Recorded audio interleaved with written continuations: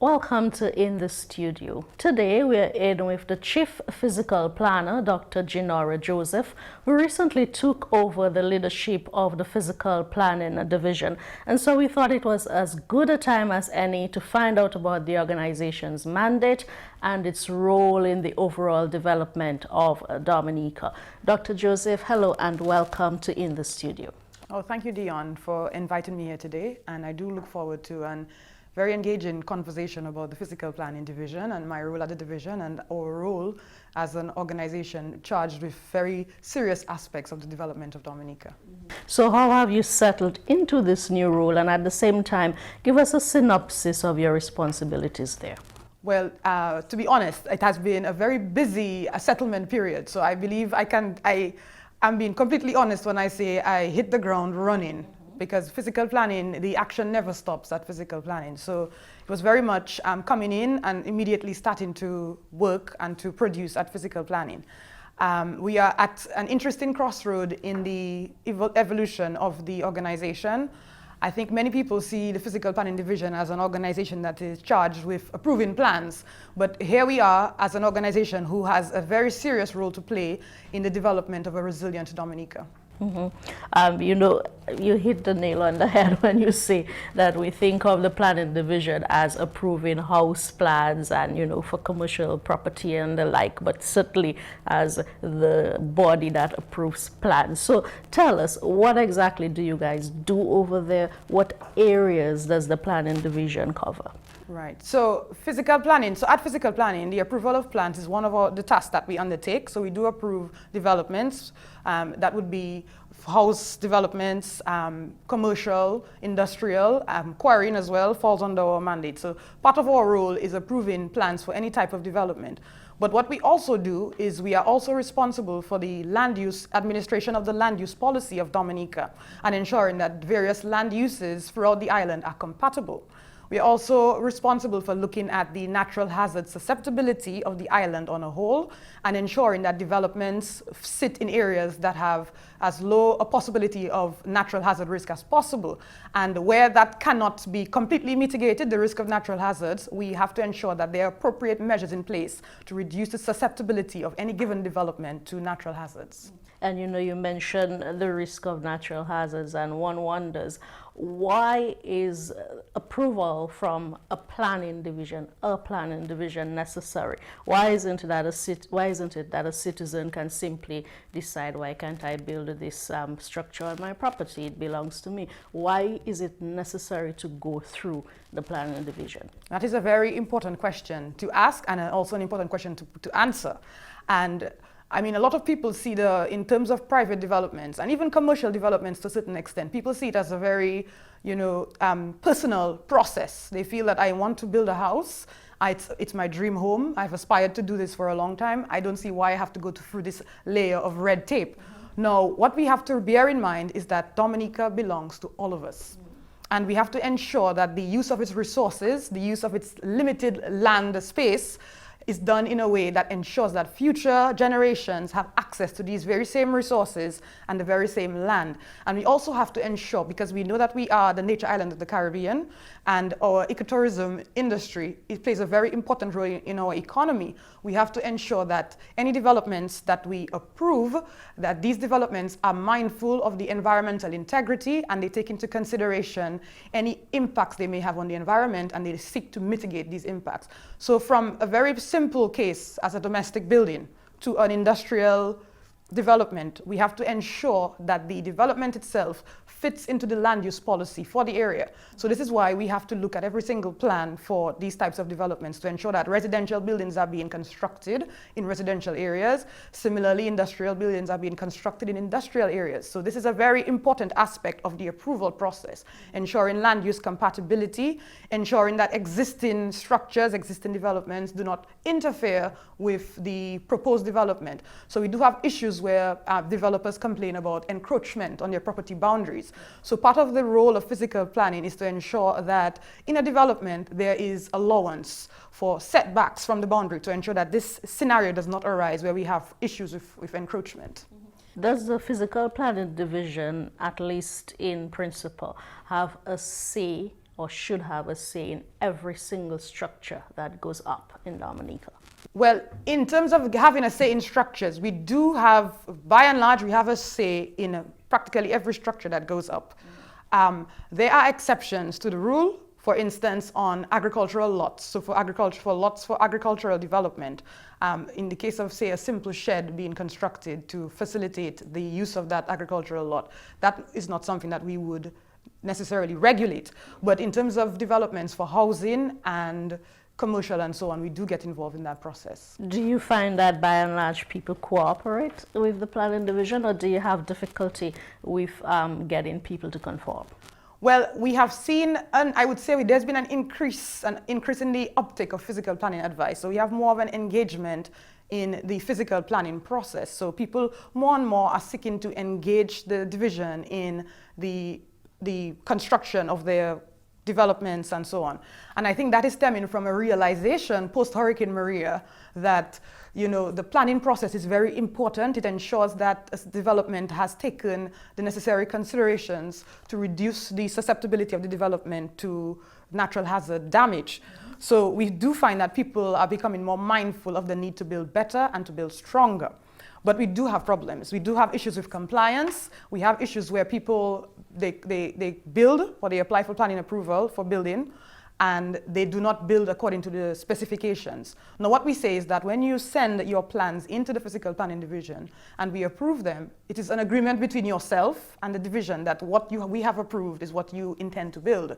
And we have cases where there is some deviation from that, and that is a sort of violation of the physical planning rules.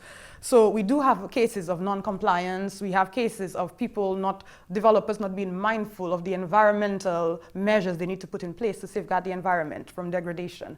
So there are issues that we have that range in terms of, it ranges from unauthorized developments to environmental degradation. And the issue of dumping as well is something that comes under the remit of physical planning. I'm going to pick up on some of these threads, but I want to go back to your mention of environmental hazards and the impact of climate change, what with the devastation we saw from Hurricane Maria. That kind of impact that we've seen from climate change, how has it made your work even more difficult at the planning division? Because I imagine it has. Oh, it definitely has. I think one of the things that has changed dramatically because of the realization that climate change is real and it has a serious impact on island states such as Dominica because of our vulnerability. You know, a lot of our communities are coastal, and the sea level rises that are predicted to accompany climate change will have an impact on those communities. So for us at physical planning, part of our approvals process is looking at the land that is proposed for a specific development and identifying what hazards are associated with that site. And we have to incorporate the elements of climate change adaptation into that development. So for example, if you submit a plan for a development in a coastal area, we may ask you to put in a sea defense wall, because this is in anticipation of the fact that we will have increase in sea levels as well as more serious storm surges as a result of the increase in frequency of hurricanes and tropical storms. So let's go back a bit to builders who don't comply. How do you deal with that? Well, we have the compliance notice. So the Physical Planning Act 2002, for any non-compliance issues, we issue a compliance notice to the builder, to the developer. And that compliance notice will indicate to that specific developer what areas of the Physical Planning Act that they are in breach of. And it will also indicate what measures they need to take to remedy those breaches. And it will give them a specific time frame in which to carry out these actions. And for cases where we have incidents of environmental damage, where we have threats to health and safety, we do issue stop orders. So the stop order means that the development is halted completely. So this is a case where there is a serious emergency associated with that development, where there is a risk to human health and safety, a risk to the environment, or an incident of dumping. So we issue a stop order for those developments that meet that threshold. Earlier on in the conversation, you spoke about having a role to play in climate resilience construction and in Dominica's overall thrust towards climate resilience. Can you define this a little bit further, how the Physical Planning Division sees its role? Yes. Okay, so under our resilience strategy as a nation, the government has undertaken a very ambitious and timely plan, I must say, to make Dominica one of the first climate resilient nations in the world. Now, this is quite ambitious in the sense that there are a lot of things that we need to consider in making ourselves resilient. And the issue of sustainable development is one of the foremost areas of resilience planning. And so what the physical planning division does is that we sit at the I would say we sit at the center of the physical implementation of resilience, of the resilience strategy, because we are there to ensure that the information we collect in terms of climate change hazards, that information is translated into the planning and permitting process, whereby any development, any plans, for example, for a construction of commercial and industrial buildings, take into consideration the strategy that the government has developed for a resilient Dominica. So we ensure that land use compatibility is enforced and that developments are in keeping with the overall aims of our resilient strategy. Do you have specific plans in place for specific areas? And what I mean by that, for example, we've heard a lot from the government of Dominica about the modernization of the city of Roseau, and that seems to be moving along. How does the physical planning division fall into these plans? Yes, so we do play a very significant role in the plans for the modernization of Roseau. So Roseau it's our urban center, and it will feature prominently in our resilience strategy.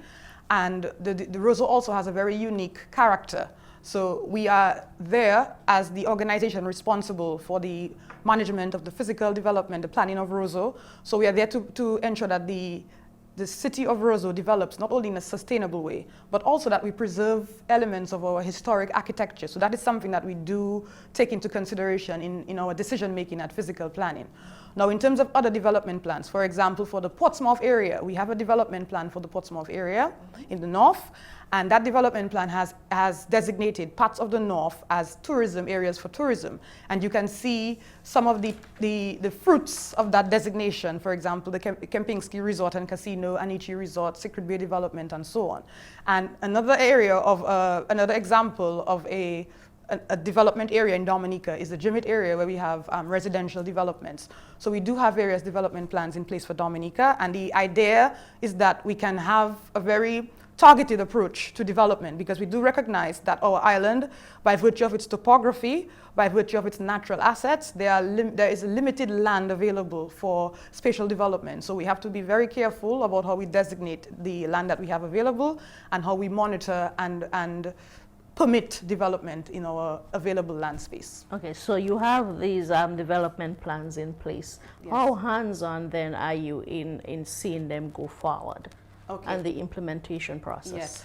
So when we receive an application for a development in a specific area, what we do is we have a land use department at physical planning. So our land use department, the plan would be referred to the land use department, and they would cross-check the proposal against the physical development plan for the area. And they would ensure that, one, the development is compatible with the land use plan for the area. The lot size even is also compatible with the physical development plan for the area. And we would ensure that if there are any incompatible uses, that the applicant is notified. We make recommendations for the applicant to adapt the proposal to suit the development plan for the area. So it plays a very significant role in the decision-making process. And when we identify areas that are sensitive, for example, due to environmental reasons, we ensure that the necessary environmental impact assessments are carried out to accompany the proposal. You mentioned earlier that your department is also responsible for quarrying and mining. What has the physical planning division been up to recently in that regard, and how do your duties manifest? Right. So in terms of quarrying and mining, we are responsible for the permitting of these operations.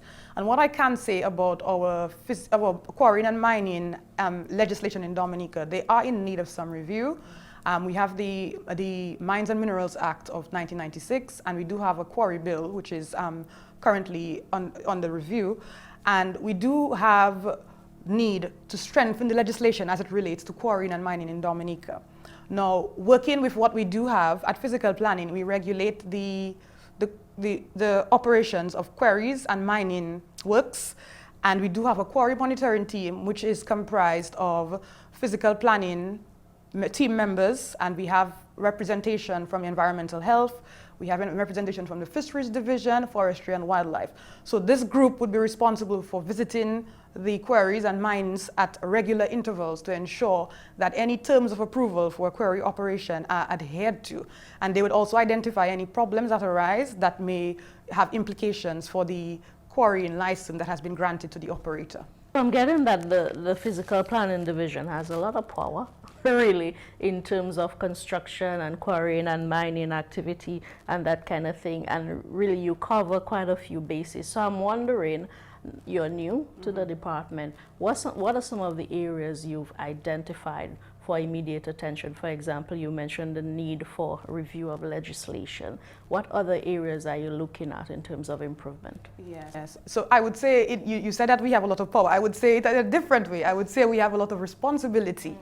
There are lots of areas that we can improve on and areas that we are looking to grow the department. And one of the areas that we are really trying to improve and enhance at physical planning is the digitization of our services. Because although we have a very large mandate, what we have currently in place is that our systems have not kept in tune with the modern technologies available. But we are currently in the process of updating our system. So we are looking at digitizing the applications process so that we can offer a more streamlined service to our clients. And so that is one of the areas that we are looking at. Now, in reference to what we said earlier on about the Mines and Minerals Act and the Quarry Bill, this is also an area that we need to strengthen significantly. I think we need to strengthen this area, not only in terms of policy, regulation, and guidelines, but also in terms of monitoring.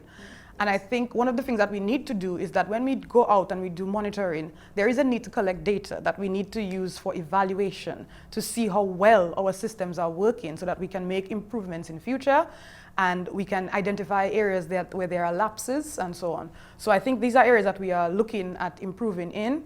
And I feel these areas excite me in the sense that I have my research expertise is in air quality modeling for quarries as well as environmental engineering in general. So I think this is an area that I see as an area that needs a lot of attention for Dominica.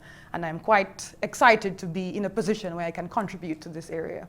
I want to go back a little bit because we've been talking about construction, both home construction and commercial or larger construction.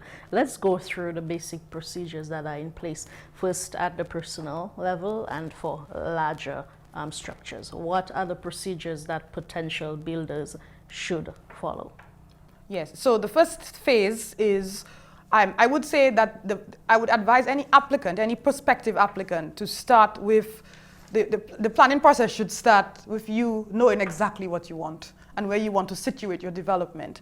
And once that is resolved, then you can approach a competent person to help you to realize your idea, your development idea. Now, once you have your plans, you have your proof of ownership of the lot where you intend to build. You have the survey plans, the site, the location plan. So the location plan will allow us to locate the proposal development, because we do have to do a land use investigation for many of these applications. So we ask for a location plan to allow the team to go out into the field and find the area that you're proposing to situate your development. And you come into the office, or you can download a form online, and then you pay the appropriate fee that is associated with your development. Now, once you make that application, it goes through a system of review. So we are very systematic in the review process. So first, our development control officers will look at the plans for the development, and they will identify any areas where there needs to be some amendment. And initially, the applicant will be informed of those areas that need fixing. For example, scales on drawings, any missing items that have not been included in the application. So the plans will be returned to the applicant, and we will request these amendments that we need. Now, part of the approvals process is the plan has to go to land use, where we conduct the land use investigation, again, to ensure that there is compatibility between the proposal and the land use plan for the area. Now, once that process is completed, we go for another review process to ensure that everything on the drawing suits our regulations in terms of setbacks and the requirements for the specific development.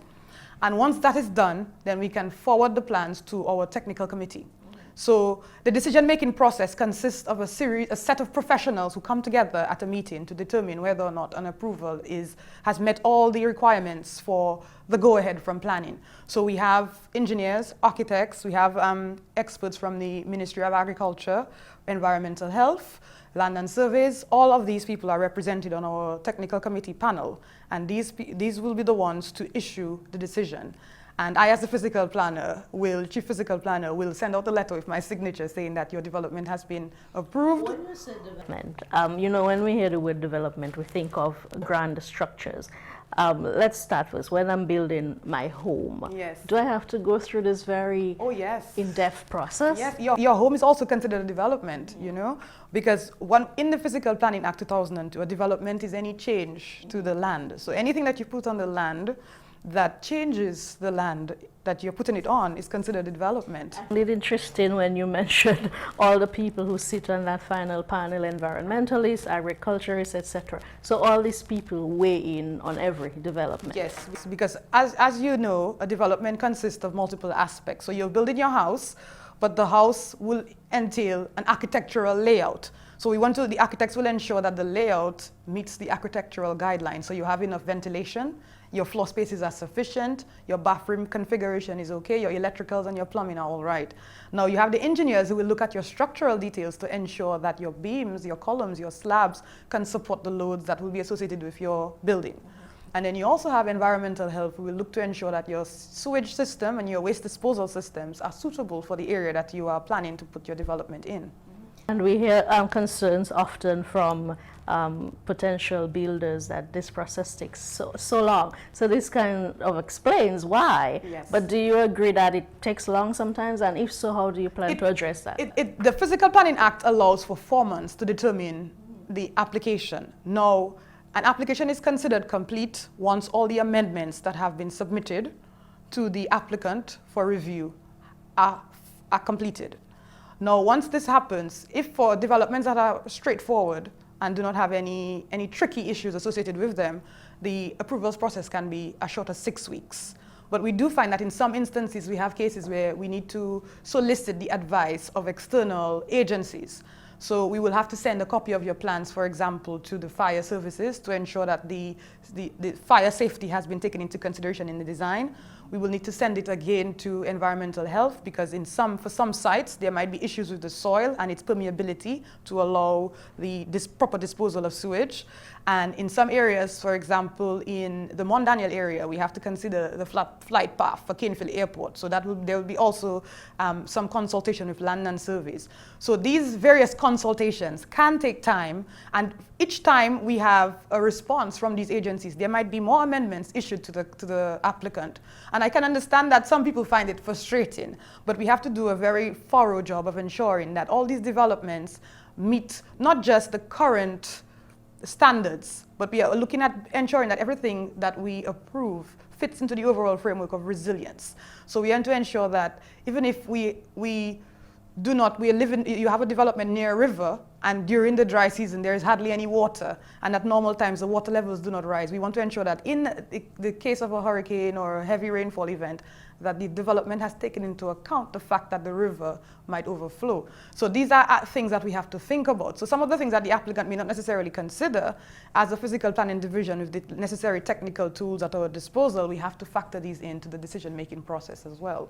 Yeah, this is very interesting, and it sounds intricate. Apart from the building plan that you submit, are there any other essential documents for submission? And after it's gone through the process you speak of, what happens next?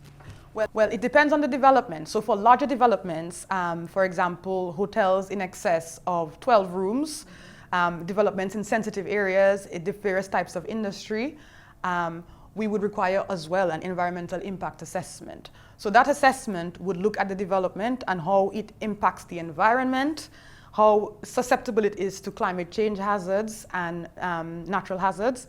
And we would, in that assessment, require the developer to look at mitigation measures that can be implemented to reduce or completely avoid these environmental impacts. And we also encourage in the environmental impact assessment an element of social impact assessment, because we do know that some large developments can influence and impact on the lives of people in the communities adjacent to them.